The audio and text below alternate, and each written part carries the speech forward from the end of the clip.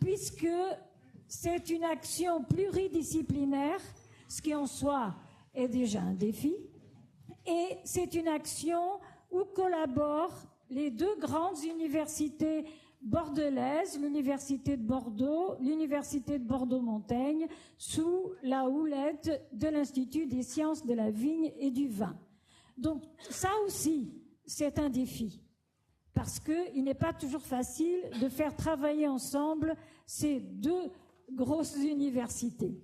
Enfin, la plus grosse, c'est quand même l'Université de Bordeaux, je reconnais.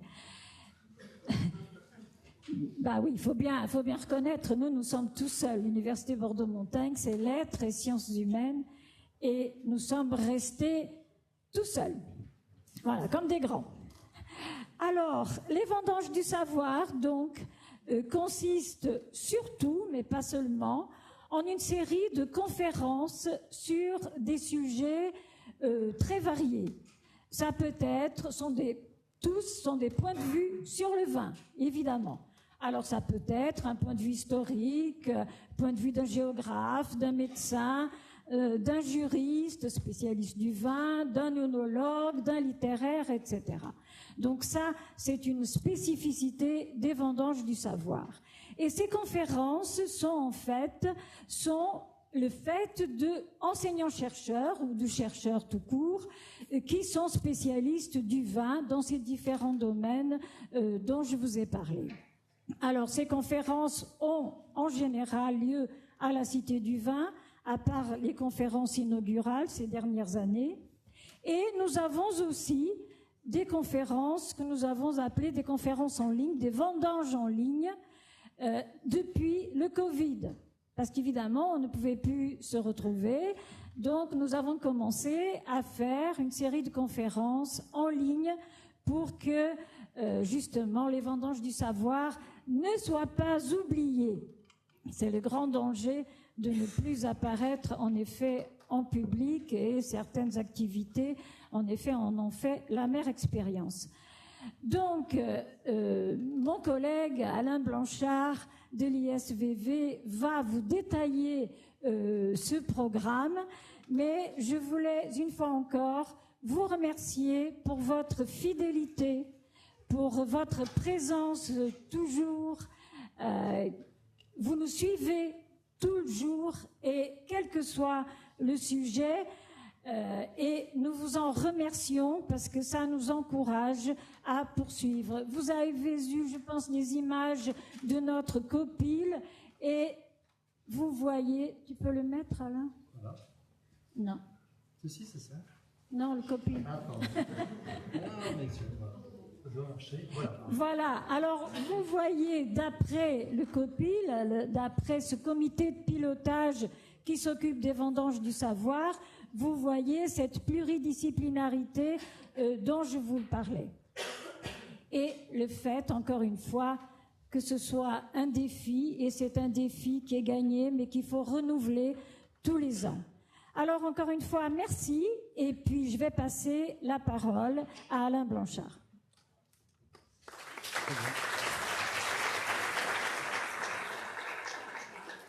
Merci Anna-Maria. Donc un mot aussi en fait pour ces actions donc des vendanges du savoir. On a un mécène qui est représenté ce soir. On aura Emmanuel Romeu qui représente Baron Philippe de Rothschild et qui nous fera le plaisir de remettre un petit cadeau à l'orateur. Ah oui, il faut attendre d'abord. Oui. On a aussi bien sûr des partenaires qui ont été cités, donc la Fondation Bordeaux Université et bien sûr la Cité du Vin. Alors le programme en fait se déroule en plusieurs actes, comme ça a déjà été annoncé. Il y a en fait un certain nombre de conférences qui auront lieu donc dans la Cité du Vin qui figure ici. Vous pouvez les noter, mais bien sûr vous avez pris en fait le programme à l'entrée. Et puis, un certain nombre d'événements qui se font hors la cité, et notamment cette conférence inaugurale. Alors, si très rapidement, j'annonce en fait les différentes conférences. La première, en fait,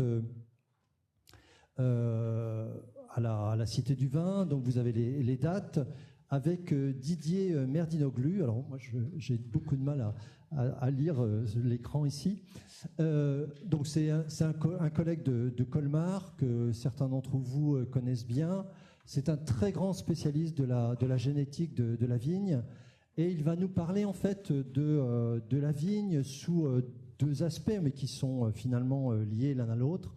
La domestication de cette plante, et puis en fait toutes les techniques d'amélioration génétique, bien sûr les sélections telles qu'on les connaît aujourd'hui, mais d'autres méthodes qui sont utilisées plus récemment et qui pourraient l'être dans l'avenir sur toute la génétique de cette plante merveilleuse.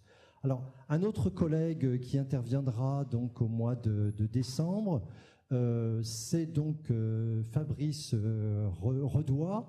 Donc, il va nous parler, en fait, c'est un grand spécialiste de l'eau et des systèmes viticoles.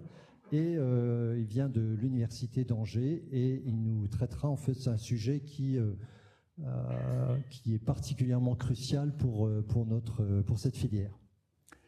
On continuera, et à ce moment-là, en fait, on va changer, on va, comme l'annonçait Anna Maria, en fait, on reviendra sur les sciences humaines et sociales avec un regard un petit peu singulier d'un anthropologue, Boris Petrik, je pense qui est connu aussi dans le domaine, et qui nous parlera en fait de finalement la vision que peut avoir la Chine vis-à-vis du vin et des possibilités qu'offre bien sûr un marché tout à fait considérable.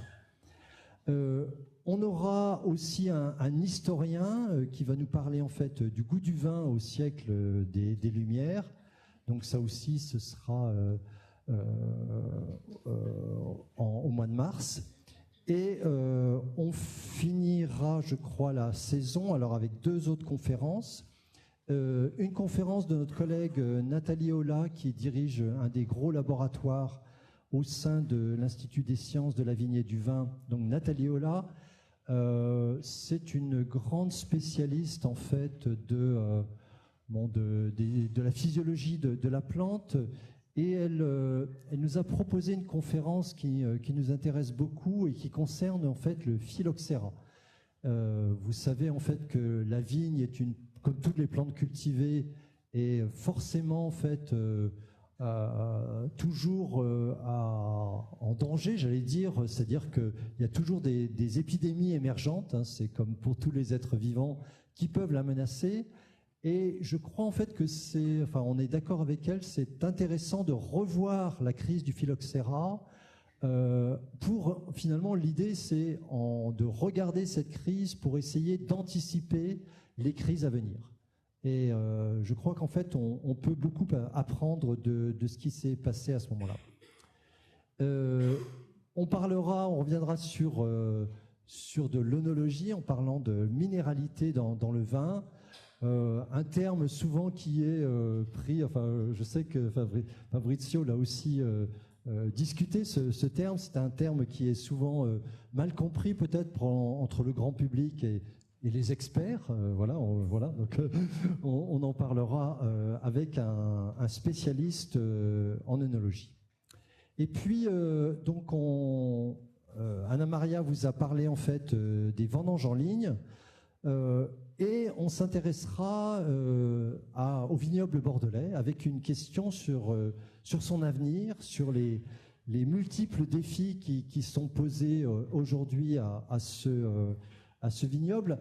Et là aussi, en fait, on essaiera d'avoir des regards croisés. Alors, vous voyez, en fait, avec trois collègues, Stéphanie Lachaud en histoire, Laurent Delière en viticulture et Raphaël Schirmer du côté de la géographie, pour essayer en fait de voir un petit peu ou d'imaginer quels sont les chemins qui attendent en fait ce vignoble. Donc voilà. Et un des programmes aussi ou un des événements qui sera organisé. Alors vous voyez la date et le lieu restent à confirmer, mais en tout cas on sait que ce sera au mois de mars. Et on ira dans un café probablement pour essayer de parler en fait de la rencontre entre le vin et le jazz. Et dans notre vignoble bordelais, il y a quelqu'un qui en parle particulièrement bien. Vous le savez, c'est Thomas Duroux, directeur général de Château Palmer, qui viendra nous parler de cette passion qu'il a du jazz et en quoi finalement on peut parler du jazz et du vin en même temps. Alors, pour finir, en fait, avant de laisser la parole à Stéphanie qui va présenter notre conférencier, pour suivre nos actualités, alors pour ceux qui sont habitués des QR codes, là vous pouvez prendre ça. Il y a aussi en fait bien sûr le programme. Et n'hésitez pas à nous suivre. Donc on est présent bien sûr sur les réseaux sociaux. On est présent avec l'aide bien sûr de l'ISVV. Je salue son directeur Philippe Darier qui nous fait le plaisir d'être là ce soir. Et donc suivez-nous et puis à nouveau soyez nombreux pour les prochains événements des Vendanges du Savoir. Donc sans tarder, Stéphanie qui va présenter Fabricio Bucella en quelques mots.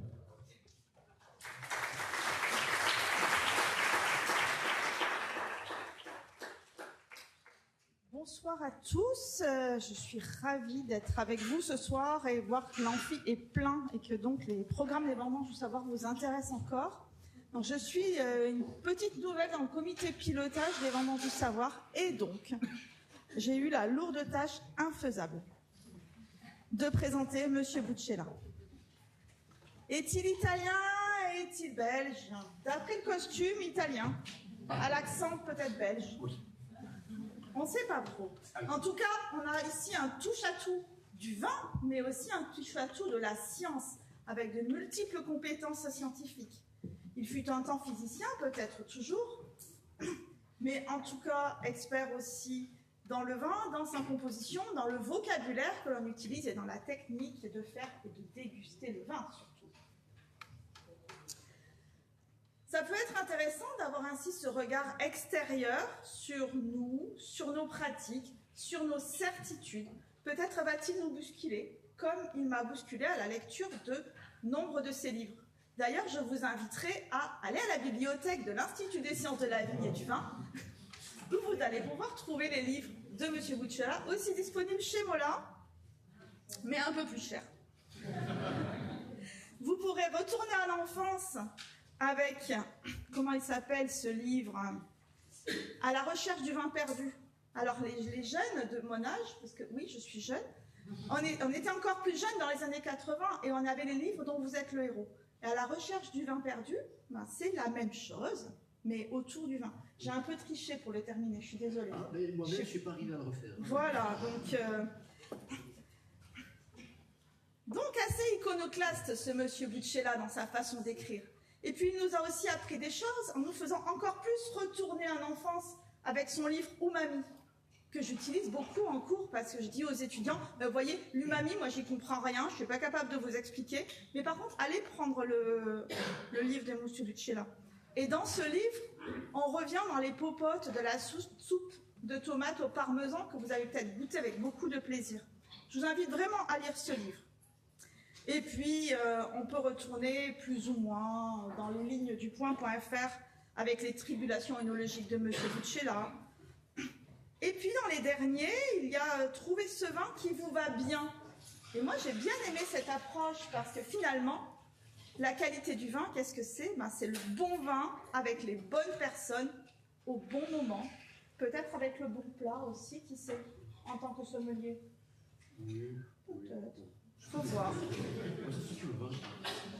Enfin, en tout cas, j'espère qu'avec cette conférence de ce soir, vous allez prendre du plaisir, que vous allez vous émerveiller, comme on s'émerveille tous lorsque l'on a la bonne bouteille avec le bon plat et les bonnes personnes, que l'on soit expert ou pas. Peut-être qu'il va nous secouer un peu dans notre expertise. On fait le point tout à l'heure et on attend vos questions. Merci à vous.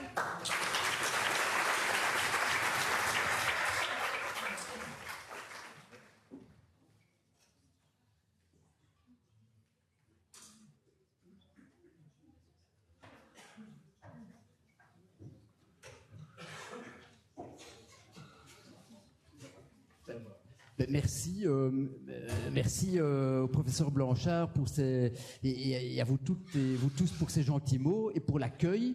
Donc c'est entre guillemets quand même un petit moment d'émotion pour d'être dans la capitale du vin avec autant de sommité, le petit Italien immigré en Belgique. Donc voilà, on va essayer de faire ça bien et merci encore de vos gentils mots. Il y a pas mal de gens parmi vous qui m'ont envoyé des petits mots d'encouragement sur les réseaux sociaux. Voilà, ça fait toujours plaisir. Donc, abordons tout de suite cette fameuse question de faut-il faire... Ah oui, non, évidemment, je n'arrive jamais à terminer mes phrases, mais c'est normal. Je dois aussi remercier monsieur Gilles de Revel, le professeur Gilles de Revel, qui m'a quelque part proposé de venir faire cette chose et qui surtout a supporté mon incapacité congénitale à répondre aux mails. Et donc, avec énormément de gentillesse, chaque fois, il me relançait par texto en disant: est-ce que tu veux bien te connecter à ton mail et nous répondre, parce que sinon on va jamais réussir à l'organiser. Donc franchement merci beaucoup pour avoir fait tout ça.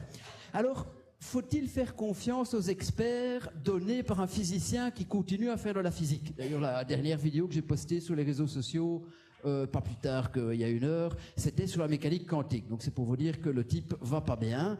Eh bien, pour être tout à fait certain que ce type ne va pas bien, sachez que les physiciens sont des gens tout à fait bizarres, parce que certains parmi les physiciens se sont intéressés à la question essentielle auquel vous pensez toutes et tous en vous endormant, à savoir pourquoi est-ce que les spaghettis ne se brisent-ils jamais en 2 morceaux. Si. Ça a été étudié par des physiciens qui ont réussi à construire une machine en un seul exemplaire, mesdames et messieurs, qui permet de briser un spaghetto en simplement 2 morceaux, et non pas plus que 2 morceaux. Alors avec cette introduction, si vous voulez, en vous montrant jusqu'où peuvent aller les amis et les collègues, j'espère simplement vous rassurer, si jamais vous allez trouver des éléments de cet exposé tout à fait incongru, bien vous dites ok, il fait partie d'une secte de gens, déjà ils comprennent pas exactement de ce quoi ils causent, ils n'ont pas compris leurs propres études, ni ce qu'ils enseignent, mais tout va bien.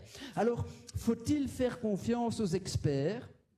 Alors oui, faut-il faire confiance aux experts? C'est un peu la question du jour. En vérité, d'un point de vue logique, on n'a que 2 options. Soit vous considérez, si vous voulez, que la réponse est oui, et alors quelque part, tout va bien, si vous voulez. Si vous dites oui, on peut faire confiance aux experts, sachant que la personne qui a posé la question est elle-même un expert ou soi-disant expert. En tout cas, on considère que c'est pas un non-expert qui vient parler des experts, sinon c'est le monde à l'envers. Alors là, vous êtes dans une forme de cohérence. Si par contre vous dites non, ou en tout cas si la personne qui pose la question que vous considérez un expert dit non, il ne faut pas faire confiance à un expert, alors vous êtes face à un paradoxe, parce que quelque part c'est un peu comme si cette personne disait je suis en train de mentir. Alors si vous dites je suis un menteur, vous êtes chocolat bleu pâle, vous êtes de la revue comme on dit par ici, c'est-à-dire que vous ne pouvez pas savoir si vous devez ou pas croire la personne. Donc ceci pour vous indiquer que cette question bien sûr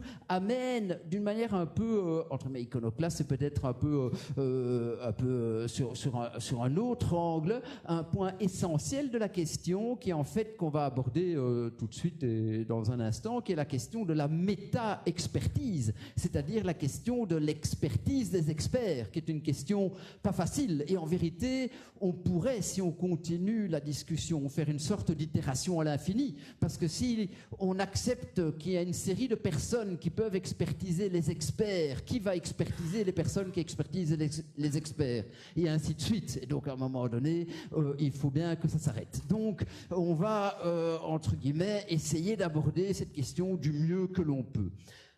Question d'intendance, combien de temps vous me laissez, histoire que je le déborde allègrement, mais en le sachant, si vous voulez.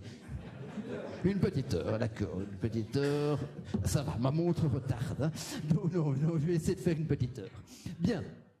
Alors, rentrons dans le vif du réacteur. Si vous faites déguster, c'est une chose qu'on fait assez souvent. On a une petite école d'énologie à Bruxelles, on le fait dans un des premiers cours. Si vous faites déguster un vin à l'aveugle dans un verre noir, l'ISVV connaît ça bien mieux que moi, eh bien, vous êtes bien sûr en difficulté simplement de reconnaître simplement la couleur. D'autant si vous jouez avec des températures subtiles en fonction de la charge tannique du vin, il n'est pas toujours facile de savoir si le vin est rouge ou blanc. Et si vous mettez en plus un rosé sans le dire, il y a peu de gens qui vont tomber par hasard sous le vin rosé. Alors, cette affaire de la couleur du vin nous emmène quelque part à une des expériences les plus célèbres qui a un peu ouvert la question de savoir que oui, ce n'est pas évident de se proclamer expert en vin si on peut se tromper sur cette question-là aussi facile qu'elle est là. Alors, tout seigneur, tout honneur, bien sûr, c'est entre guillemets à l'ancêtre de l'ISVV que cette expérience a été réalisée. Je pense qu'à l'époque, c'était encore la faculté d'énologie de l'Université de Bordeaux qui depuis est devenue l'Institut des sciences de la vigne et du vin. Donc, vous avez les auteurs de l'expérience, elle a été réalisée au tournant du siècle. Alors, quand je dis à mes étudiants à Bruxelles qu'elle a été réalisée dans les années 2000, ils me regardent comme si j'étais un mammouth, hein, je dis, parce que ils sont nés en 2005, les générations à qui je donne cours cette année, donc forcément l'an 2000 pour eux c'était avant. Mais bon, pour moi c'est pas si récent, je trouve, l'an 2000 par rapport à nous. Donc bref, on a fait déguster à des étudiants qui étaient en master 2 d'énologie. Après un cursus de 5 ans dans le diplôme d'ingénieur agronome spécialité énologue, DNO, vous connaissez ça mieux que moi, on leur a fait tester en fait 2 vins, un vin blanc la première semaine et un vin rouge la seconde semaine. Je ne vais pas vous lire le transparent, vous voyez bien sûr que en regardant, si vous voulez, les descripteurs qui étaient donnés, les étudiants reconnaissaient la couleur de vin. Bien sûr, quand vous faites ce type d'expérience, où vous allez à un moment donné modifier un paramètre sans le dire aux personnes qui subissent l'expérience, vous ne pouvez pas leur poser directement la question. Si vous leur posez directement la question, ils sont quelque part... Ils se doutent, si vous voulez, du piège. Donc, vous devez y aller par la bande, entre guillemets. Ici, le procédé expérimental qui avait été utilisé était de demander une description du vin et puis d'analyser cette description avec une série de mots-clés et de vérifier si les mots-clés, en majorité, étaient plutôt des mots-clés qui correspondaient au vin rouge ou des mots-clés qui correspondaient au vin blanc. Et ce que nous dit ce transparent déjà, c'est qu'il est tout à fait normal, si vous dégustez un vin rouge, de temps en temps d'utiliser un descripteur qu'on mettrait plutôt sur un vin blanc, et bien sûr l'inverse également. Mais ça nous donne, si vous voulez, ça donne le calage. Un vin rouge et un vin blanc proprement présentés par, appelons-le, des experts. Ils sont étudiants en Master 2 d'énologie. C'est-à-dire quelques mois après, ils vont recevoir un diplôme et puis ils vont aller sévir dans les châteaux bordelais. Et donc, ils vont faire le vin qu'après nous, on achète et on boit. Donc, on peut considérer ces gens comme des experts. Donc, ils dégustent des vins blancs, ils arrivent à les décoder comme des vins blancs et ils font la même chose avec des vins rouges. Et quand ils dégustent le vin blanc coloré de rouge la 3e semaine, évidemment, là, c'est le bon vieux terme du belge bardaf, c'est-à-dire c'est l'embardé, comme on dit, on se prend les pieds dans le tapis. Le vin blanc coloré de rouge est dégusté, est compris comme un vin rouge, bien sûr, à la moyenne des dégustateurs. Alors, pour la petite histoire, le colorant rouge qui avait été utilisé pour réaliser l'expérience avait été testé dans sa neutralité sur un test triangulaire avec un autre panel pour être bien certain que ce colorant était un colorant neutre, en tout cas d'un point de vue, si vous voulez, olfactif et gustatif. Et c'était bien sûr le cas. Alors là, vous vous dites... Bon, ouais, là, entre guillemets, les bras nous en tombent, hein, parce que ça, c'est des experts qui ne savent pas reconnaître un vin blanc d'un vin rouge. Bon. Alors, l'année d'avant cette expérience qui a fait un grand boom, il y avait une autre expérience qui était peut-être encore plus finaude, si vous voulez, encore plus alambiquée, qui avait été réalisée toujours à la faculté d'énologie, donc à l'ISVV de l'époque. Nous sommes en 1999 et là, l'année d'avant, en vérité, on propose aux étudiants toujours, c'était la génération précédente, on leur propose la première semaine de déguster un vin de table, la seconde semaine, on leur propose de déguster un grand cru classé. Et on leur demande d'attribuer des notes. Alors vous voyez, les notes qui sont attribuées, de mémoire, c'est 8 et 13,2 ou 13,5. J'ai pas le transparent sous les yeux. Voilà, 13,2. 8 et 13,2 qui sont attribués. Et bien sûr, quel est le poteau rose à votre avis ? C'était le même vin, et ce n'était bien sûr ni un vin de table, appellation de l'époque. Aujourd'hui, on ne pourrait plus dire vin de table, pour des vins sans indication géographique, mais on n'est pas à ce point de détail près. Ce n'était ni un grand cru classé, c'était un vin de qualité moyenne. C'était un vin de qualité moyenne qui avait été proposé aux étudiants en dernière année, avant-dernière année d'énologie.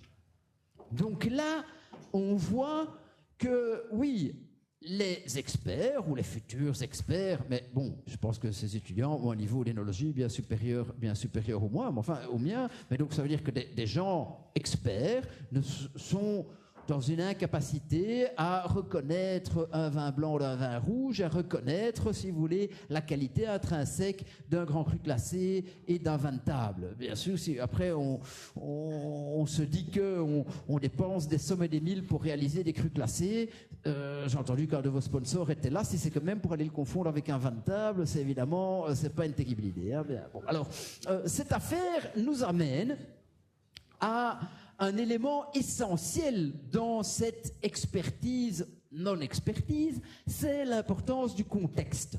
Le contexte, en fait, vient à un moment donné dévier ou dévoyer la dégustation.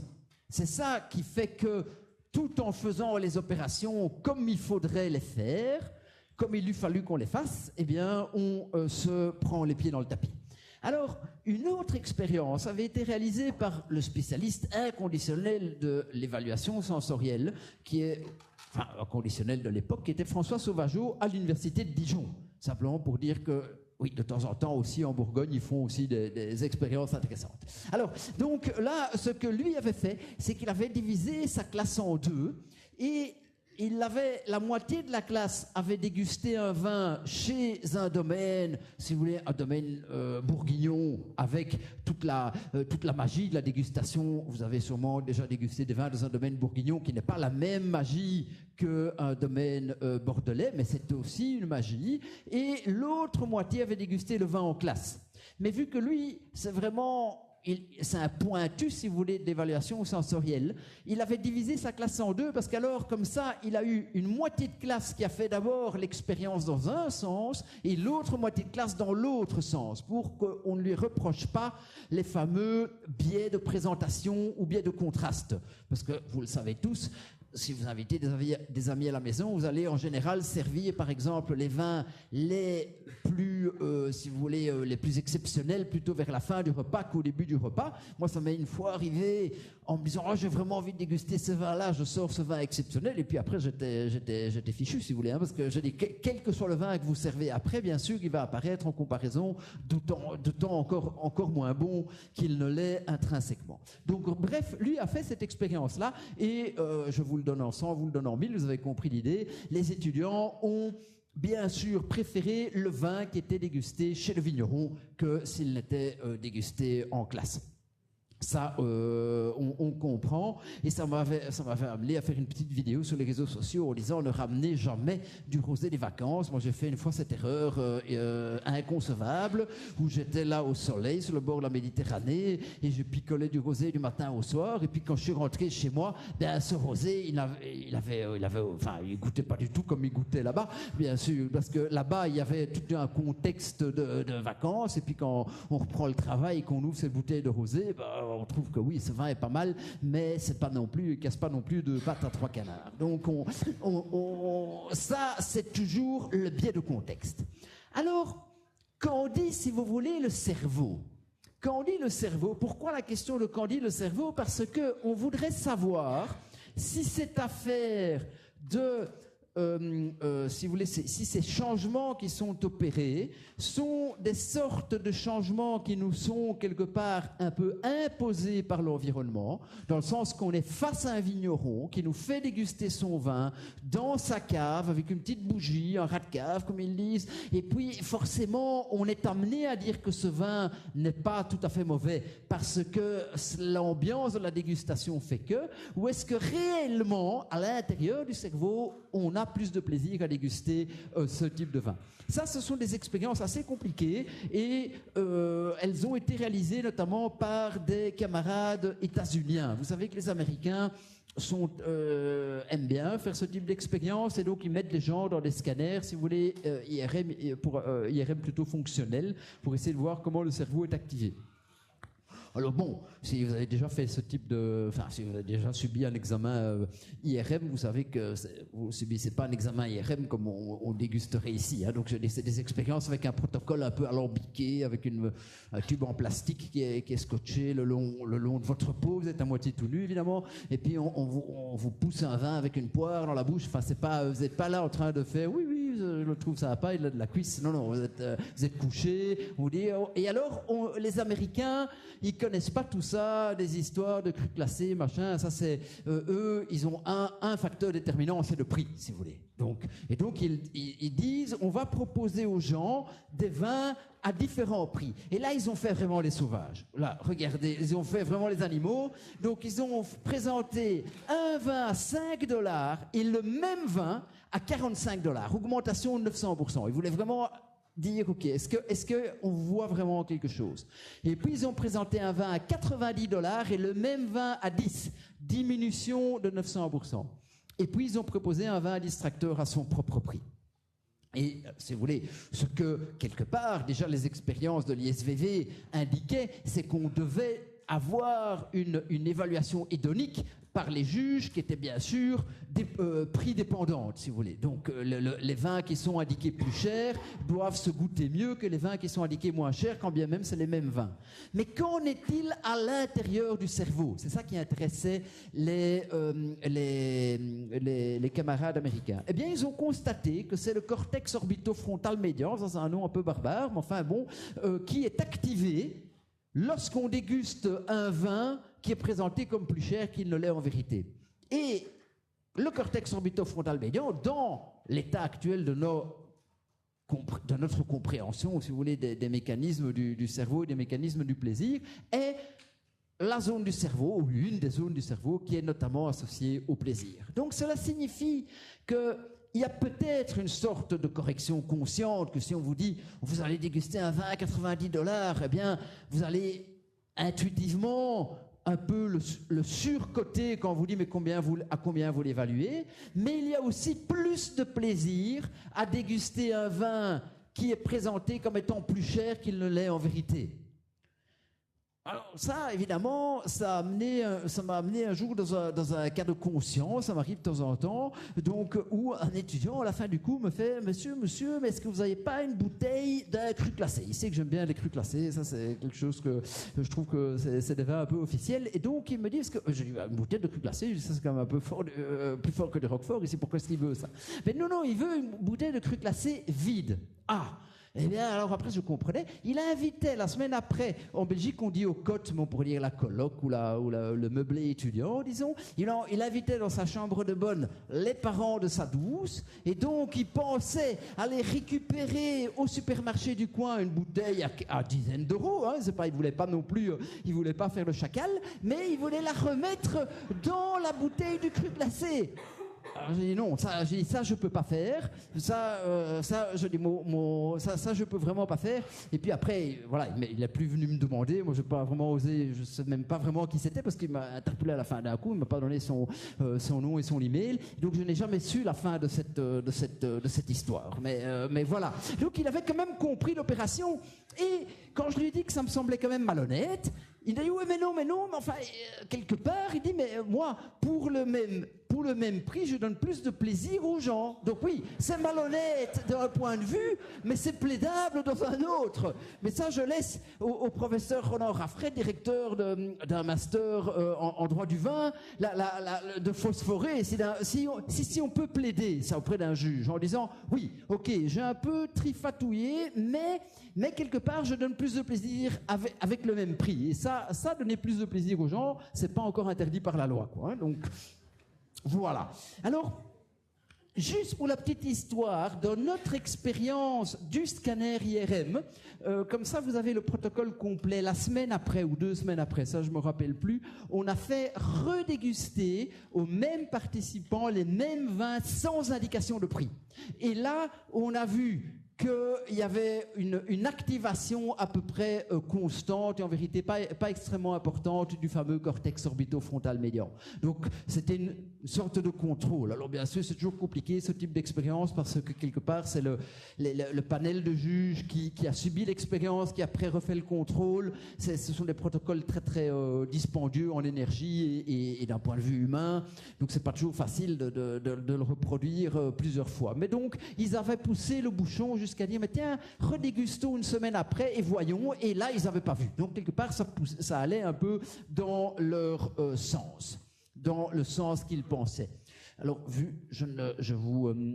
oui, j'essaie voilà, simplement, si vous voulez voir, j'ai activé un mode conférencier, donc je ne mets pas exactement à 100% tous les transparents, parce que sinon ça va être trop long, donc ça, je vais essayer de respecter. Vous voyez, par exemple, que la différence en termes de jugement hédonique par les juges est la plus importante entre le vin à $5 qui est présenté à $45. La différence, par contre, entre le vin à $90 et le même qui est présenté à $10, c'est-à-dire le vin qui est présenté avec une diminution de prix de 900%, la différence de notation hédonique, elle, est moins importante. Mais par contre, indique-t-il dans le rapport d'expérience, l'activation du cortex, elle est importante. Vous voyez, donc le graphique ne rend compte que de l'appréciation des juges. Quelque part, le graphique que vous voyez, c'est la reproduction en 2006 ou en 2008, de l'expérience qui avait été faite à l'ISV, simplement. Le twist en plus de cette expérience-là, c'est que par ailleurs, les gens étaient dans un scanner. Et donc, c'est là, ça n'apparaît pas dans un graphique, ça apparaît sur des données d'imagerie fonctionnelle. Et si vous voulez, voilà par exemple ici, ça c'est la semaine où les vins sont présentés sans indication de prix. Vous voyez que les appréciations hédoniques des juges sont à peu près constantes. Bien, alors jusque-là, tout va bien. Et puis on pourrait se dire, ok, donc ce type il vient nous expliquer que finalement on est quand même influencé par le contexte. Donc on va essayer d'un peu progresser dans l'exploration de la question titre de la conférence qu'on s'est fixée, à savoir, faut-il faire confiance aux experts? Est-ce qu'on pourrait par exemple trouver une caractéristique, si vous voulez, ou en tout cas une espèce de test, voilà, c'est ça, un test qui nous permettrait de dire cette personne-là est un ou une expert et cette personne-là ne l'est pas. Donc une sorte d'examen de l'expertise. Alors, moi, au tout début, hein, quand j'étais môme et que je m'intéressais au vin, dans ma petite tête, je m'étais dit, si un jour je deviens un spécialiste du vin, eh bien, je pourrais reconnaître des vins à l'aveugle. Moi, j'avais cette scène mythique de Louis de Funès, là, dans l'aile ou la cuisse, et qui reconnaît le vin. Et ça, je trouvais que ça, c'était quand même, pour moi, l'aboutissement d'un long apprentissage que je n'avais pas encore commencé. Mais je me dis, si je peux arriver là, ce serait quand même quelque chose. Bon, alors, ok, je suppose qu'il y en a peut-être d'autres, peut-être pas ici, hein, parce que vous êtes un auditoire choisi, mais de temps en temps, vous pourriez rencontrer des gens qui savent que vous êtes dans le milieu du vin et qui donc vous demandent si vous pourriez reconnaître une bouteille servie à l'aveugle. Bien. Alors, voilà, c'est un peu mon petit chouchou, Louis de Funès, donc j'aime bien me dire que j'essaye toujours d'avoir une petite photo de lui dans des exposés. Alors, nous nous dirigeons pour cela. Qui est-ce qu'on pourrait analyser? Eh bien, on pourrait essayer d'analyser par rapport à ce critère les meilleurs. Voilà, on va de nouveau, on va pas chipoter, on va prendre le top du top. Eh bien, le top du top, c'est qui? Ce seraient les meilleurs sommeliers du monde. Si les meilleurs sommeliers du monde passent ce test-là, eh bien, on aurait au moins un critère qui nous permettrait de répartir le bon grain de livret, entre guillemets. Alors, les meilleurs sommeliers du monde, de temps en temps, ils se réunissent et de temps en temps, même s'ils n'aiment pas ça, les résultats de leur petite réunion filtrent. Alors, nous sommes à Tokyo en mars 2013. Depuis, c'est plus compliqué de les avoir. Alors, nous sommes à Tokyo en mars 2013 et c'est l'épreuve finale du concours de meilleurs sommeliers du monde. Donc, on se dit... Là, tous les gens qui ont convergé vers Tokyo, c'est les 24 ou les 12 finalistes. Je pense qu'au moment où je vous parle, on n'est qu'avec les 12 finalistes. Donc ils sont, si mes souvenirs sont bons par rapport à comment c'était organisé à l'époque, ils étaient arrivés à 24 à Tokyo. Il y avait déjà une série d'épreuves, on en avait éliminé 12, et donc on avait les 12 meilleurs, quelque part, hein, les 12 meilleurs du monde. Alors, alors on va voir un peu. Vous savez qu'il y a des épreuves de dégustation à l'aveugle, et donc ils doivent déguster un premier vin rouge.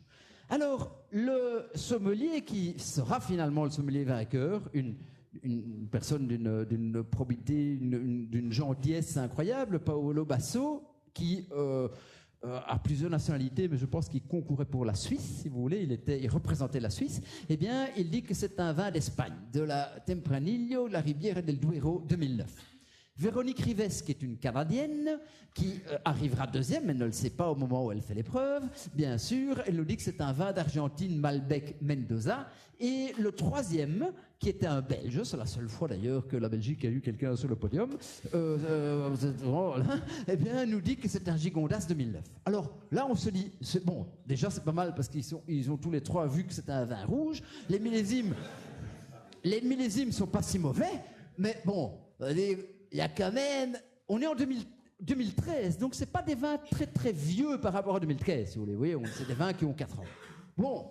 On peut pas vraiment dire que c'est d'une précision diabolique, quoi.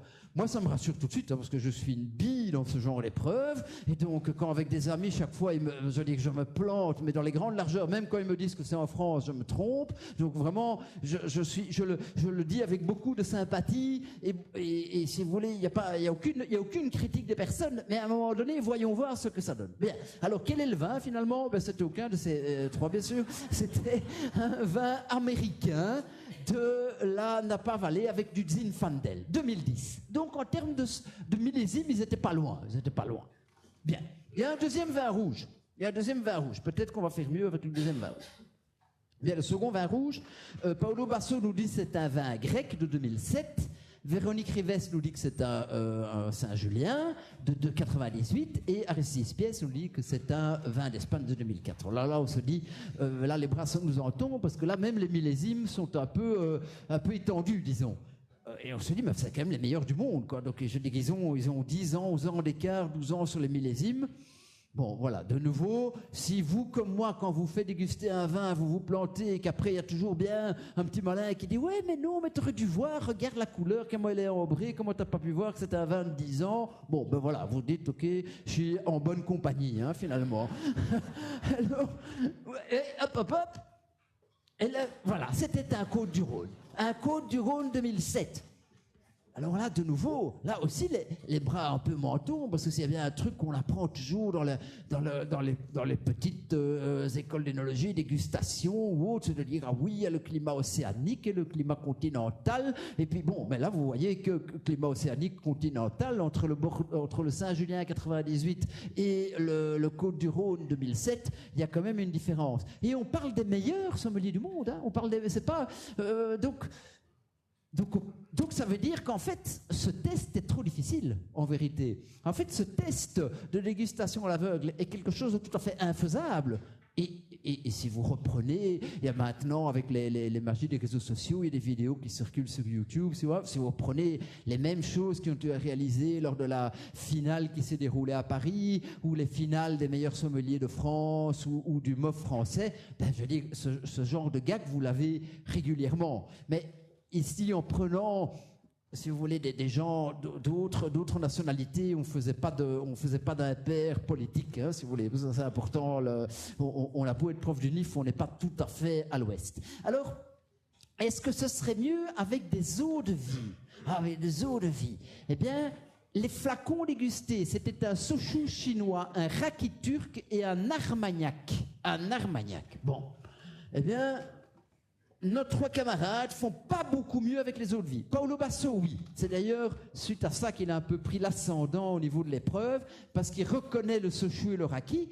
Alors oui, c'est certain que la sambuca est sur une idée, c'est la même, mais ce n'est pas exactement la même chose. Par contre, l'armagnac, il est confondu quand même avec le cognac. Hein. Alors ça, maintenant, il faudra quand même aller m'expliquer qu'il y a une spécificité de l'alambic charentais et de l'alambic de gersois. Ça, pour moi, ça c'est de la vaste rigolade, hein, parce qu'en fait, ce qui intéresse, c'est ce qui est écrit sur l'étiquette. Hein. Je veux dire, c'est manifestement pas le produit. Alors, pour tout à fait que vous soyez convaincus que personne ne sait savoir la différence que c'est entre armagnac et cognac, je me suis dit que j'allais quand même faire un petit dérapage incontrôlé, mais contrôlé sur quelque chose de plus local. Regardez les bulletins des 12 finalistes sur la réponse de l'armagnac supérieur. Il n'y en a que 2 qui l'ont vu. Hein. Sinon, il y en a quand même 4 qui ont vu du cognac et les autres ont mis des rhums ou des whisky. Donc, si tout à l'heure, vous êtes au Café Brun en train de siffler des rhums et puis on vous savez plus le lendemain si vous avez bu un whisky, un cognac ou un armagnac, il n'y a pas de souci. C'est pas une question de dipsomanie, c'est parce que vous êtes aussi bon que les meilleurs sommeliers du monde. Hein, donc il n'y a pas de problème. Donc, alors, bon, là on se dit, oui, ça, là ça va pas terrible. Là, ça va pas terrible. Donc je prends. C'est de l'eau, hein, des étudiants m'ont déjà demandé. C'est de la vraie eau, de l'eau Aqua Simplex.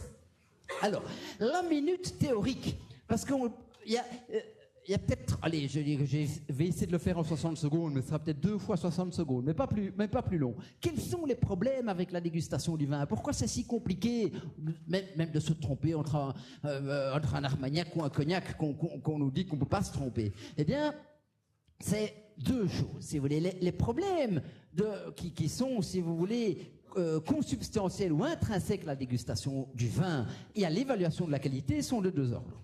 Le premier problème, c'est le fait que le vin, c'est un bien d'expérience. Donc un bien d'expérience, c'est un bien dont il est difficile de connaître la qualité à l'avance avant de l'avoir essayé.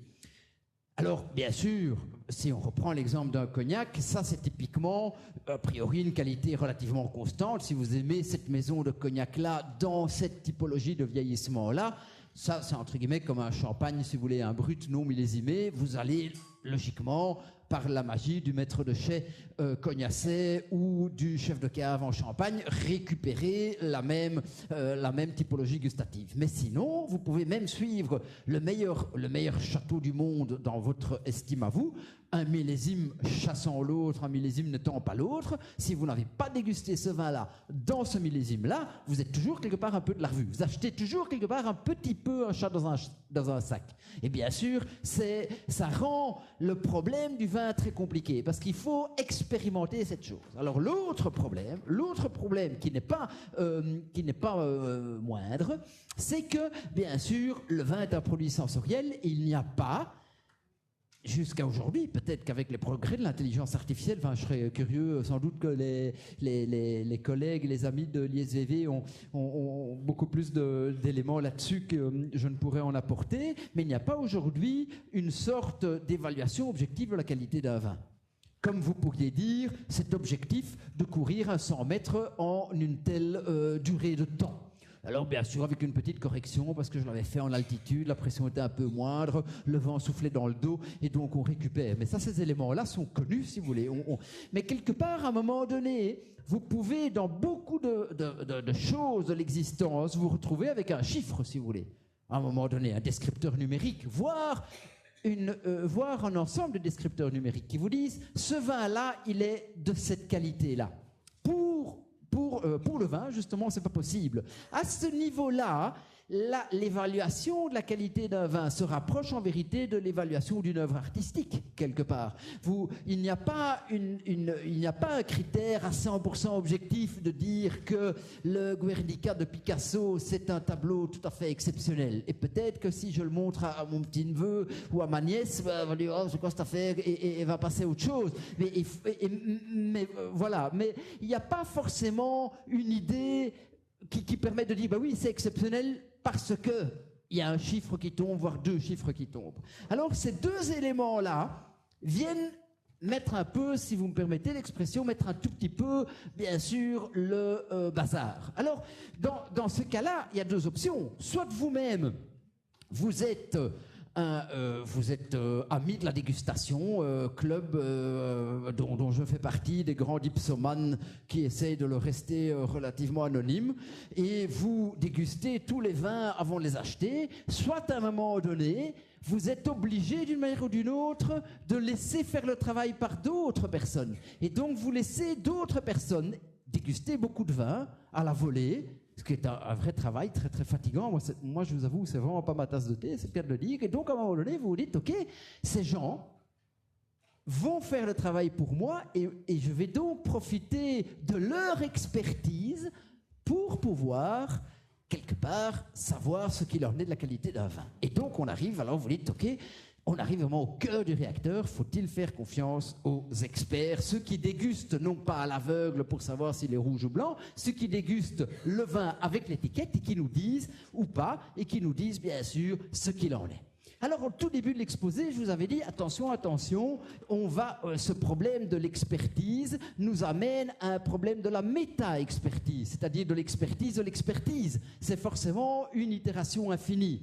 Et il y avait le satiriste romain Juvénal, je pense que c'était à cheval du 1er, 2e siècle après Jésus-Christ, avait eu cette phrase magnifique, quis custodiet custodies, c'est-à-dire qui surveillera les surveillants. Parce que si vous mettez des surveillants pour surveiller les gens qui ne font pas des bonnes actions, à un moment donné, vous devez surveiller les surveillants, et puis qui surveillera les surveillants qui surveillent les surveillants, c'est le même concept, bien sûr, de l'itération infinie. Alors, pour éviter l'itération infinie, nous allons demander des choses aux experts. Qu'est-ce qu'on pourrait demander, à votre avis, de simple, de facile, et aussi qui nous permettrait de le vérifier à des experts? On n'a pas 15 000 choses qu'on peut leur demander, sachant qu'il n'y a rien d'objectif, dans le sens qu'on ne peut pas dire, on peut pas ouvrir, malheureusement on ne peut pas leur ouvrir le cerveau, si vous voulez, le découper pour dire voir comment ils expertisent, et on n'a pas un chiffre ou quelque chose de tout à fait objectif qui permet de vérifier si quand ils évaluent un vin, ils ont évalué la bonne qualité. Donc on doit ruser. On peut leur demander 2 choses à nos amis les experts. La première, ce serait d'abord d'être d'accord avec eux-mêmes, ce qui est assez logique. On est tous souvent d'accord avec soi-même. Mais alors on voudrait que les experts soient d'accord avec eux-mêmes, c'est-à-dire que quand ils dégustent un même vin, sans le savoir bien sûr, de manière répétée, dans les mêmes conditions, on voudrait qu'à tout le moins ils mettent la même note, parce que sinon, alors là vraiment c'est des experts qui valent pas tripette. Et ensuite, on voudrait que ces experts soient d'accord entre eux. Et quand 2 experts différents dégustent le même vin, ben, ça nous ferait quand même plaisir que de temps en temps ils soient d'accord entre eux. Parce que s'il y a autant d'expertise qu'il y a d'experts, alors de nouveau, on n'a jamais terminé de rigoler. Ces 2 points, les chercheurs les appellent la cohérence intra-expert, le fait qu'un expert est d'accord avec lui-même, et la cohérence inter-expert, le fait qu'un expert est d'accord avec ses collègues. Donc, nous y arrivons. Comment dirais-je, la cohérence intra-expert. Pour évaluer la cohérence intra-expert, on a pipoté les dégustations dans un très grand concours de vin, qui est là le concours organisé par l'État de Californie. Cette année, la Californie, c'est 80% de la superficie de la France. C'est simplement, nous, de notre point de vue, on dit c'est un État, mais c'est un pays, si vous voulez, à l'échelle de l'Union européenne. Et bien sûr, c'est le principal producteur de vin états-unien. Pendant 4 années de suite, on a envoyé des échantillons triplés dans une série de 30 vins. Donc les juges, sans le savoir, ils avaient 3 fois le même échantillon. Et chaque année, ce sont 16 panels de 4 juges, parce que ce sont les tables où les juges, si vous voulez, discutent entre eux, qui étaient soumises à l'expérience. Donc au total, on a testé 64 panels. 64 panels. Alors, bon, à votre avis, le degré de cohérence était plutôt au-dessus de la moitié ou en dessous de la moitié? En dessous de la moitié. Le degré de cohérence était de 18%. Oui, catastrophique, vraiment catastrophique.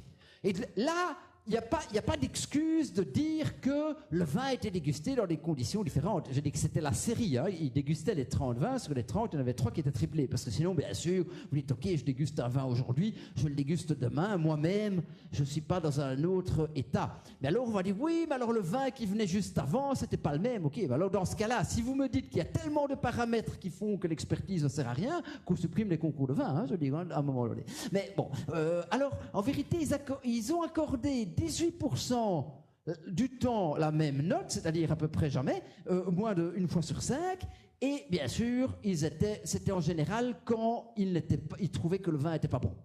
Donc quand le vin n'était pas bon, alors il y avait une chance qu'il y avait une reproductibilité de la note qui était réalisée. Bon, alors, vous dites, OK, ça, c'est pas terrible. Hein. Donc ici, comme c'est indiqué, les experts étaient d'accord entre eux pour certains vins qui n'avaient reçu aucune médaille, et dans de nombreux cas, les juges vont attribuer de l'or à l'un des échantillons triplés, et soit du bronze, soit rien du tout à l'autre échantillon. Donc là, vous dites, bon, alors moi je comprends mieux pourquoi au tout début, hein, quand j'étais vraiment quand j'étais un pouc, enfin je le sais toujours un peu, mais je dis au tout début, j'avais rencontré des vignerons qui me disaient, vous savez, moi j'envoie mes bouteilles à plusieurs concours et à un moment donné, il y a une médaille qui tombe. Et en vérité, ils avaient compris le concept, parce que entre ça et jeter une pièce de monnaie en l'air, il n'y a pas beaucoup, c'est la même affaire. Donc vous envoyez votre vin à 3-4 concours, et à un moment donné, la statistique, la probabilité va faire que vous avez une médaille qui tombe. Vu que de toute façon, ce ne sont que les médailles que vous mettez en avant, tant le concours que le vigneron, entre guillemets, l'affaire est faite, hein, bien entendu. Si on avait une publication des vins non médaillés, ça serait autre chose. Mais vu que il n'y a pas de sanction à ne pas être médaillé, si ce n'est le coût, bien sûr. Et alors, on comprend aussi pourquoi certains vignerons plus modestes ou vigneronnes n'ont pas la possibilité d'envoyer des vins à plusieurs concours. Ça demande une organisation, ça demande de l'argent, des inscriptions, des envois d'échantillons, d'être attentifs, ils ont sans doute pas que ça à faire. Alors, cette cohérence, si vous voulez, intra-expert, en prend un coup. Nous pouvons maintenant regarder la cohérence inter-expert. Alors, pour la cohérence inter-expert, donc la cohérence entre des experts différents, on a récupéré les vins qui ont été présentés dans 13 concours majeurs aux États-Unis en 2003. Donc ça fait une base de données de 4167 vins. Donc là, on commence à avoir une base de données assez intéressante pour pouvoir en tirer des choses. Et parmi ceux-ci, il y a 375 vins qui ont été présentés dans 5 compétitions. Donc ça permet, entre guillemets, de regarder la cohérence inter-expert. Vous voyez qu'il y a 106 vins qui ont obtenu une médaille d'or. Ces 106 vins ont obtenu une médaille d'or dans un des 5 concours. Cela signifie, mesdames et messieurs, qu'ils ont encore 4 chances d'obtenir une deuxième médaille d'or. À votre avis, combien parmi les 106, qui donc sont manifestement des bons vins, vu qu'ils ont obtenu une médaille d'or? Sinon, c'est que les médailles d'or, c'est un peu des médailles d'or en chocolat, hein, comme quand moi j'avais que j'étais enfant, hein, je dis qu'ils étaient sympathiques, mais bon, ça ne durait pas longtemps. Alors, à votre avis, si cette médaille d'or signifie quelque chose, ben bien sûr, oui, on doit se dire, ils ont encore 4 chances. 1, 2, 3, 4. Allez, ils devraient au moins récupérer une deuxième médaille d'or, à coup sûr, à coup sûr, à coup sûr. Que nenni, hein, bien sûr, que nenni. Alors, vous avez 20. Ça fait 18,9. Allez, disons 19% qui ont obtenu une deuxième médaille d'or, 6 vins qui en ont obtenu 3 et 0 qui en ont obtenu 4 ou 5. Bon, alors là, OK, Là, moi, quand j'avais ça, je me suis dit, ok, les concours de vin, c'est intéressant, ils ont beaucoup de qualités, mais peut-être que la médaille d'or, redimensionnons-la un tout petit peu. Voilà. Bien, alors dans ce cas-là, hein, si vous voulez, on se dit quelque part que cette affaire nous met un tout petit peu en difficulté. Je regarde juste pour être sûr, j'ai encore un tout petit peu, hein? Oui. Alors, 10 minutes? Maximum. Oui, 10 minutes. Alors, je termine. Passons au concours de vin, parce que, bon, concours de vin, ok. Ben, les concours de vin, est-ce qu'on peut faire confiance, si vous voulez, non plus de l'intérieur, mais simplement en regardant les statistiques des concours de vin. Alors j'ai pris 3 parmi les plus grands concours de vin, qui sont des concours de vin bien sûr anglo-saxons, qui se tiennent tous à Londres. Alors, est-ce qu'il est difficile d'obtenir une médaille d'or dans les grands concours de vin? Bien, prenons par exemple le fameux Decanter Wine Award. C'est un concours aussi à Londres. Bien, mesdames et messieurs, depuis, il ne communique plus beaucoup, mais il médaille 70%. 7 bouteilles sur 10 sont médaillées. Bon, ok. Alors là, on se dit, bon, comme dirait l'autre, c'est plus facile c'est plus difficile de ne pas avoir de médaille que d'avoir la médaille. Hein. Donc ça, l'exploit, c'est yes, j'ai envoyé ma médaille, mon vin au Decanter, j'ai pas eu. Bien. L'International Wine Challenge, le fameux USA, qui a le même nom qu'une marque d'autocante. Eux, ils se définissent comme rigorous, impartial, influential. Influential, certainement. Alors, un vin sur 2 est médaillé. Ok. Alors là, ici maintenant, c'est le bonbon. Le drink business. Comme son nom l'indique, c'est un business. Hein. Je dis, si jamais vous avez déjà acheté des vins médaillés, alors là, j'espère que vous êtes assis. Pour les champagnes, ça va jusqu'à 90% des vins médaillés. 74% des vins qui sont médaillés pour les autres vins. Ok, là, il y a une entreprise qui a un autre objectif, qui n'est pas d'aider le consommateur, ni d'aider le vigneron ou la vigneronne, absolument pas, qui est de simplement créer, si vous voulez, des facteurs différenciants qui permettent à ces vins de sortir sur le linéaire d'une grande surface.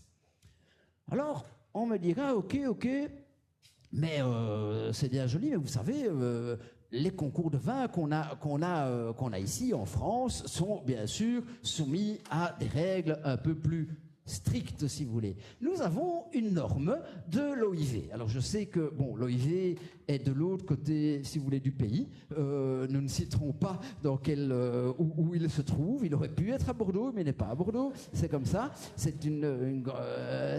mon cœur saigne, moi aussi, mais c'est comme ça. Et la résolution de l'OIV qui date de 2009 prévoit de médailler maximum 30% des vins. Alors pour que le concours soit labellisé OIV, de mémoire, c'est une norme très très compliquée parce qu'il faut que chaque table soit présidée par un énologue, je pense détenteur d'un diplôme DNO. Donc ça, il y a peu de concours qui réussissent à avoir ce label qualitatif parce que ça vous fait quand même des énologues, beaucoup d'énologues à avoir. Mais vous dites, ok, là on va un peu, on évite la surenchère anglo-saxonne. Et là, vous avez une forme de logique en disant, vous pourriez éventuellement dire, ok, on a vu que peut-être la médaille d'or, il faut un peu la redimensionner, mais au moins on n'exagère pas. Alors, quid de tous les autres concours qui se tiennent en France et qui ne sont pas normés IV? Et là, c'est ici que le romain s'empoignère, comme dirait l'autre, parce qu'il y a une fameuse norme DGCCRF. Cette norme DGCCRF, c'est l'arrêté du 13 février 2013 qui fixe les conditions d'inscription des concours vinicoles français sur la liste des concours vinicoles français dont les médailles peuvent figurer sur l'étiquetage de vins produits en France. Donc en vérité, la DGCCRF va venir par le biais de l'étiquetage afin de réglementer les concours de vin. Et là, la DGCCRF a, à l'article 10 de cet arrêté, établi une norme. La norme est de ne médailler qu'un tiers des vins. Alors vous dites, ok, tout va bien, c'est comme l'OIV. C'est comme l'OIV? Non. L'OIV, c'est 30%, et là, c'est un tiers. Je veux bien qu'on peut être un peu souple avec la mathématique, mais 30%, c'est pas un tiers. Donc, vous dites, ok, bon, c'est quand même un peu scabreux cette affaire, hein, parce qu'on a une norme quelque part, je ne vais pas dire c'est deux normes dans le même pays, parce que l'OIV a son siège en France, mais ce n'est pas un organisme français, mais on se retrouve quand même avec une norme édictée à partir de Dijon qui met un tiers, et une norme édictée à partir de Paris qui met 30%, et l'autre norme qui met un tiers. Mais le pompon, les amis, le pompon vient à l'article 9, qui dit que chaque vin est dégusté par un jury constitué d'au moins 3 membres, dont les 2 tiers au moins sont des dégustateurs compétents. Eh bien, mesdames et messieurs, j'espère que vous êtes assis. Cela signifie qu'on peut donc avoir un tiers d'incompétents qui dégustent les vins. Voilà, j'en ai terminé. Merci de votre attention.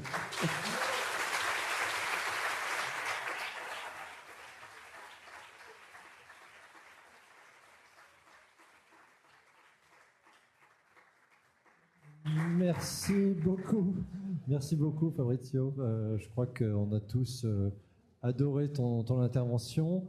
Il nous reste un peu de temps là avant qu'on soit évacué par l'université pour des questions. Donc on va promener les micros s'ils veulent bien marcher, mais on a un petit souci. Autrement, je pense que vous pouvez vous exprimer. Il y a suffisamment dans la salle, je pense qu'on va entendre. Ouais. Vas-y Philippe.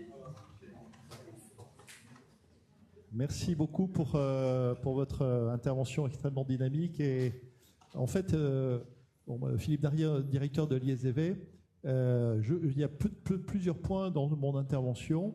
Il y a d'abord une petite remarque là, sur l'expérience qui a été conduite par Frédéric Brochet en 2000. En fait, à l'époque, Frédéric était doctorant dans le laboratoire. C'est les étudiants qui participaient, juste pour situer ce point-là, parce que c'est vrai que la confusion de la couleur en fait pose question, n'étaient pas des experts, hein, ils étaient des œnologues en formation. Voilà, il faut d'abord préciser ce point-là. Ensuite, l'autre point, quand même, que pose cette expérience, c'est celle que finalement, même quand vous rajoutez un composant qui va donner une couleur, ça peut aussi modifier la perception olfactive, parce qu'il y a des interactions qui se font entre les composants d'arômes. Donc finalement, voilà, c'est juste, je voulais situer sur ce point-là. Après, vous avez évoqué les biais dans lesquels tout le monde tombe très facilement, l'étiquette qui fait qu'on est convaincu de déguster un grand cru, ça c'est toujours cette phrase d'Émile Pénaud, voilà, la dégustation nécessite toujours beaucoup d'humilité.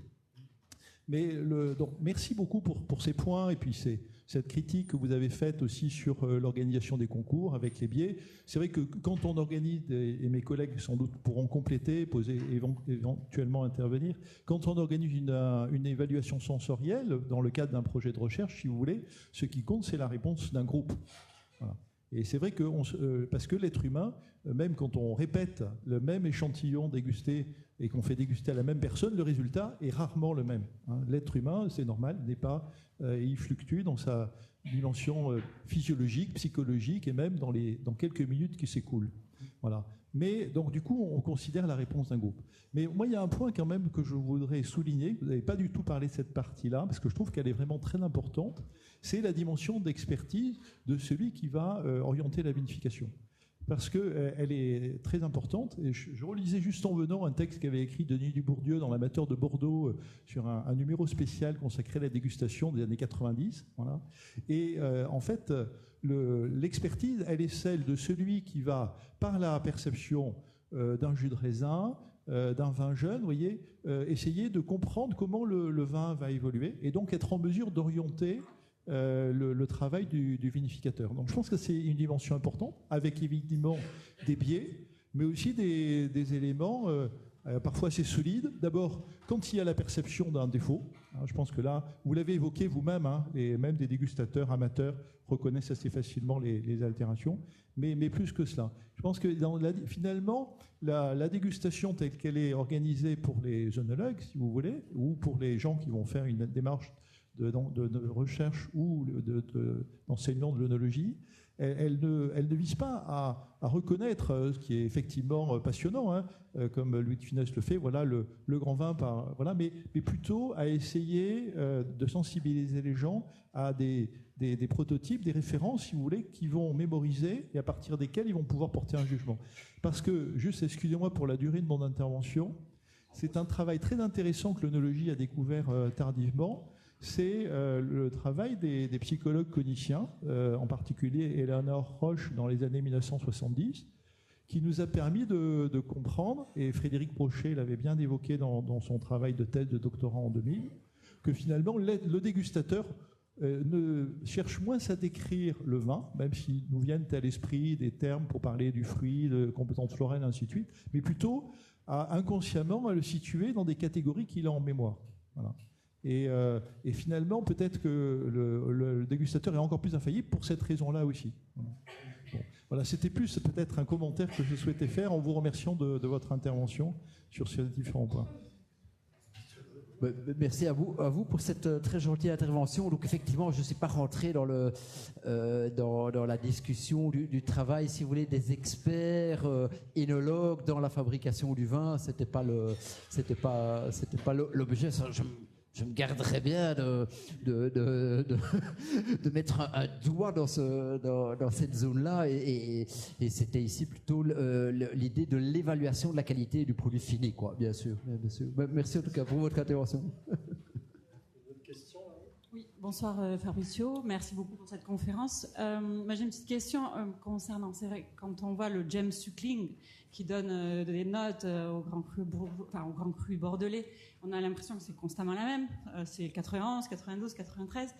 Alors certes, ça booste les ventes à l'export, au Canada, tout ça, on le sait très bien, mais finalement ça remet aussi en cause l'utilisateur final, parce que tous les gens qui dégustent du vin au sens premier et second ne sont pas des experts. Donc finalement, est-ce qu'on peut se poser la question, faut-il être expert pour apprécier et déguster un bon vin ? C'est ma question. Ah oui, c'est une magnifique question, je vous remercie.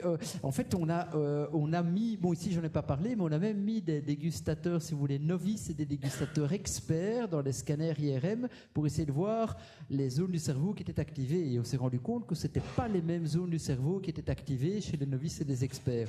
Et pour donner simplement un exemple, mais les recherches qui ont été faites là-dessus sont plus complexes que ça. Mais par exemple, un dégustateur novice va être activé et va apprécier par exemple un vin qui éventuellement a une structure et une charge tannique plutôt faible, alors que l'expert va plutôt le disqualifier, ce vin-là, et va chercher un vin avec une plus grande structure tannique.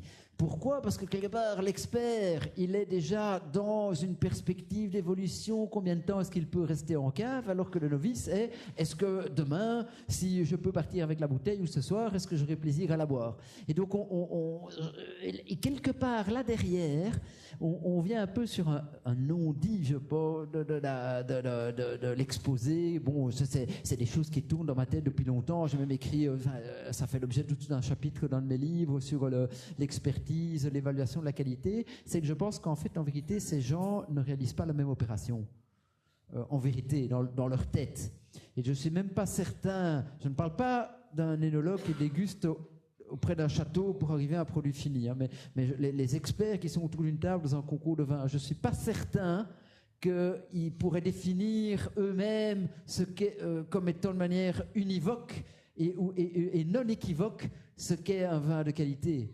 Et donc, quelque part, ce machin est déjà, à mon avis, dès le départ vicié, parce que ces gens-là ne font pas dans leur tête la même opération. Et vu qu'on n'a pas accès à leur intime, on ne sait pas comment l'un juge un vin de qualité et l'autre juge un vin de qualité, mais en vérité, ils ne sont pas en train de juger les mêmes choses.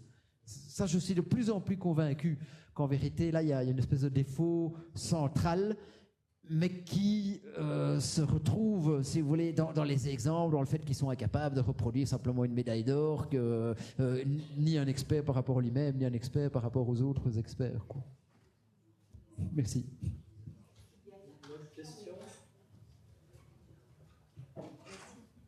Alors moi j'ai une question justement sur est-ce que il y a eu des expériences de fait sur des personnes qui ont été payées pour déguster les vins, et si le fait d'être rémunéré les faisait mieux déguster que s'ils ne l'étaient pas.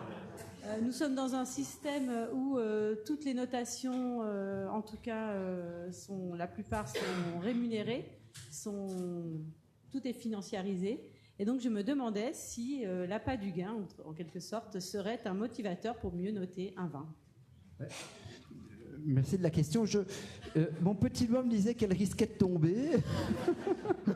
Il y a eu, ça a beaucoup discuté il y a quelques jours, quelques semaines sur un éditeur de la place qui entre autres, notamment il y a des articles dans un média professionnel, dit alors le fait d'être payé ou pas, c'est pas encore la même chose que le fait de savoir si on est sélectionné par celui qui vous fait déguster le vin. Vous voyez ce que je veux dire? Donc si la personne qui vous fait déguster un vin vous sélectionne, éventuellement vous rémunère, et que quelque part vous êtes en compétition avec d'autres dégustateurs, bon, il y a peu, je dis a priori, ça c'est des principes de théorie des jeux. Les dégustateurs qui sont choisis par le château individuellement, qui disent toi tu vas déguster mon vin, toi tu vas déguster mon vin, ben, à un moment donné ils vont tendre vers la note maximale. Ça c'est, il y a pas photo. Moi j'ai reçu du millésime 2022 je ne dirais pas de quel château, mais enfin j'ai reçu quelquefois des PDF dithyrambiques des châteaux qui disaient regardez, nous on n'a que des 98, des 99 et des 100. Je dis oui c'est malin, vous choisissez vous-même vos dégustateurs. Donc, et si le dégustateur vous continuez à être choisi, il a intérêt à continuer à mettre la bonne note, bien sûr. Mais ça c'est, à la limite, c'est encore indépendant du fait d'être payé. Parce que vous pourriez dire, moi, avec, je sais pas moi, l'ISVV ou les Vinali, j'organise un concours et vous pourriez rémunérer les jurés experts pour le travail, qui est un véritable travail. Mais quelque part, il est payé, rémunéré par l'organisation du concours. Ceci étant, pour avoir participé quand même dans certains concours, ben on voyait bien que les organisateurs, c'est pas des concours français, je le précise, concours de mon pays, voilà, comme ça les choses sont claires. Les organisateurs parfois passaient entre les tables pour vérifier que les notes étaient suffisamment bonnes, quoi, hein, parce que autant l'évaluateur était indépendant, si vous voulez, mais l'organisateur, lui, avait quelque part des comptes à rendre, parce que si à un moment donné, il n'y avait pas suffisamment de belles médailles qui étaient distribuées, il était coincé. En vérité, cette affaire, après, est un peu tombée, parce qu'ils corrigent tous les notes sur le tableur Excel, et en fait, vous voyez que depuis quelques années, vous voyez même plus de médailles de bronze et de médailles d'argent. En vérité, il n'y a plus que des médailles or. Maintenant, vous sortent de temps en temps des grands or ou des doubles or. Et donc, vous dites, mais alors, je dis, c'est exceptionnel. Tous ces gens qui font les concours, ils ont que des or et des grands or. Il n'y a plus de bronze et d'argent parce que, ben voilà, le concours, il est rémunéré par les participants. Moi, j'avais suivi un travail d'un étudiant à l'école de commerce Solvay, qui est une bonne école de commerce à Bruxelles, de notre université, qui avait établi le business plan d'un concours de vin. Et je me suis dit, là, moi, j'ai raté ma vie, parce que, je dis, si l'objectif, c'était de remplir le compte en banque, manifestement, le concours de vin le remplit plus que le prof du NIF, quoi. Ça, c'est certain.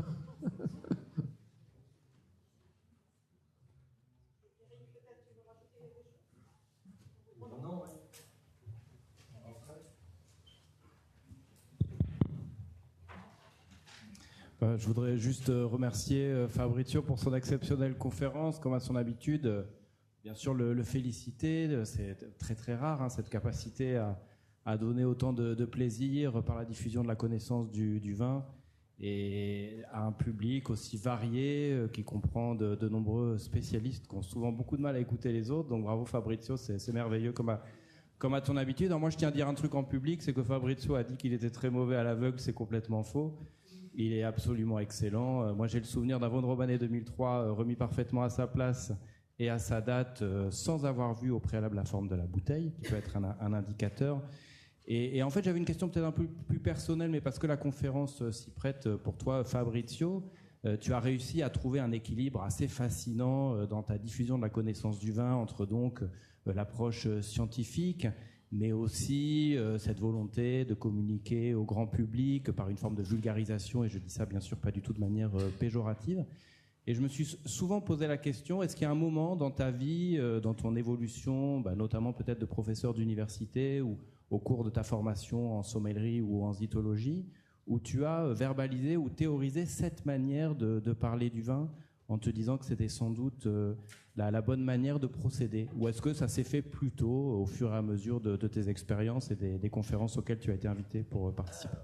Oui, alors moi, je suis jamais très doué pour parler de moi, mais si vous voulez, ça s'est fait un peu en marchant, entre guillemets, par essai-erreur, comme un bébé apprend. Mais c'était pas forcément quelque chose de théorisé. Par contre, il est certain, pour être tout à fait sincère, que dans le milieu académique, la vulgarisation n'est pas toujours très très bien vue, très très bien vécue.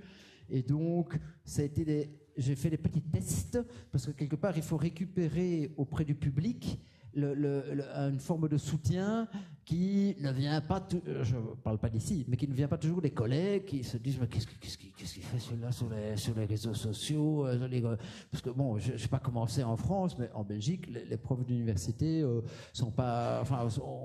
aussi un peu leur marotte, quoi, si vous voulez. Donc voilà, donc voilà, j'ai lancé deux ou trois hameçons, et puis j'ai vu que la pêche a pris, et donc après j'ai lancé le filet, quoi.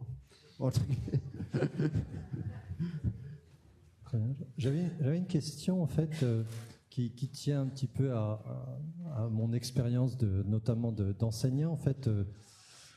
Et récemment, on a encore fait l'expérience, c'est de la microbiologie. Alors en fait, ce qu'on fait tous les ans, c'est qu'on fait mesurer à des étudiants en fait des multiplications virales. Peu importe, je ne vais pas vous décrire l'expérience, mais en fait, on a une variabilité d'un facteur de 1000 entre un binôme et un autre, en fait. Mais ce que l'on fait, en fait, chaque année, on fait des statistiques, et en fait, la médiane de nos 250 binômes de licence 2 à l'université, eh bien, nous donne exactement le bon résultat, et on le fait tous les ans. Et grosso modo, et on le montre pour montrer la force des statistiques, en fait. Et la question, c'est la suivante. Et les statistiques dans tout ça, comment en fait pourrait-on les mettre en œuvre pour essayer, parce que les physiciens, avec l'histoire du spaghetto compli, j'imagine que là aussi il y a des statistiques derrière. Et donc, quel est l'apport éventuel des statistiques sur finalement le jugement qu'on peut avoir sur un vin? Votre question est magnifique. En vérité, et d'ailleurs, vous avez mis le doigt, je pense, sur un des descripteurs statistiques les plus robustes, qui est la fameuse médiane, qui n'est pas la moyenne, parce que la moyenne est trop tirée par les valeurs extrêmes. Et ça, d'ailleurs, c'est étonnant qu'elle ne soit pas plus utilisée. Par exemple, les concours de vin, ça reste comme toujours la moyenne qui est utilisée, hein, c'est toujours la moyenne des notes qui est prise, alors que la médiane serait plus robuste.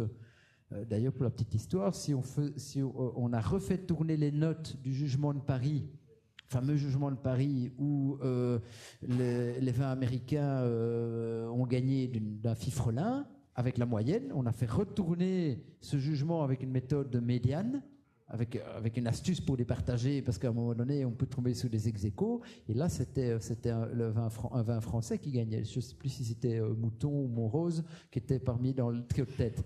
Donc oui, là, il y a quand même je pense qu'il y a beaucoup de choses à dire. Il y a beaucoup de choses à dire, et on est entre le descripteur statistique robuste et une certaine gestion de l'incertitude, quoi. Parce qu'on doit, quelque part, voilà, les probabilités sont aussi apparues comme une forme de gestion des marges d'erreur, si vous voulez. C'est pas uniquement pour les jeux de hasard.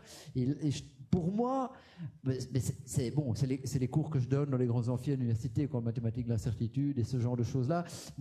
Voilà, si vous me lancez là-dedans, vous êtes reparti pour une heure. Donc, mais pour moi, c'est exceptionnel, parce qu'on est au cœur, en partie, d'une forme de compréhension du monde qui, de plus en plus, devra tenir compte de ça, parce qu'on a de plus en plus un énorme set de données. C'est valable même dans le football, hein. Je veux dire, la Mannschaft allemande qui a gagné son mondial, elle l'avait gagné grâce au big data, quoi. Donc ils savaient que quand telle personne de l'équipe adverse tirait le corner, la balle à 80% se retrouvait dans cette partie-là du terrain, et donc l'entraîneur disait, quand bien même c'est contre la pensée officielle, tu vas te mettre là, et bam, oui, fois sur 10, la balle tombait, et donc on pouvait la récupérer. Donc, et on est vraiment au cœur de comment est-ce qu'on peut avoir les descripteurs pour décrire le passé et puis prédire le futur. Parce que quelque part, quand vous prenez la médiane, c'est une description du passé, mais après, vous voulez aussi dire ce que ça signifie de votre multiplication cellulaire, quoi. Très bien, merci. Je crois que le temps est passé. On va devoir s'arrêter là. Merci encore.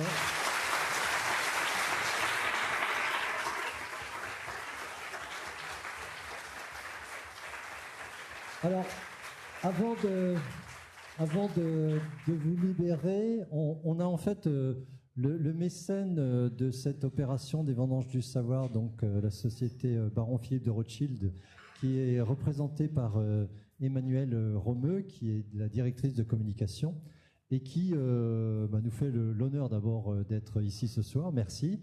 Et on les remercie énormément pour le soutien apporté aux Vendanges du Savoir. Et qui va, donc en cette occasion, offrir un petit cadeau à notre conférencier. Voilà. Emmanuel. Bonsoir à tous. Peut-être c'est un exercice difficile d'offrir une bouteille de Grand Cru classé à monsieur après sa conférence. Non, mais on est très heureux de soutenir les Vendanges du Savoir depuis 2016. Maintenant, depuis le démarrage, on est heureux d'être mécène de ce programme avec un amphithéâtre plein, donc plein succès pour cette nouvelle saison. On espère que vous serez nombreux aux prochaines conférences et donc j'ai l'honneur, le plaisir de vous faire ce petit cadeau de la part de Baron Philippe de Rothschild, une bouteille donc de Grand Cru classé, vous avez vu l'étiquette, à déguster à Bruxelles, donc ce sera un peu loin des chais à barrique, de la pinette, tout ça, mais j'espère quand même que vous l'apprécierez un peu plus que le rosé au retour de vacances. Non, merci beaucoup pour cette conférence.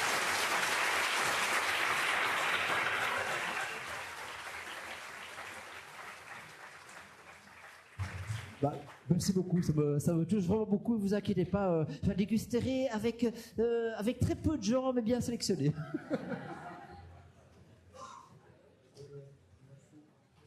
Super.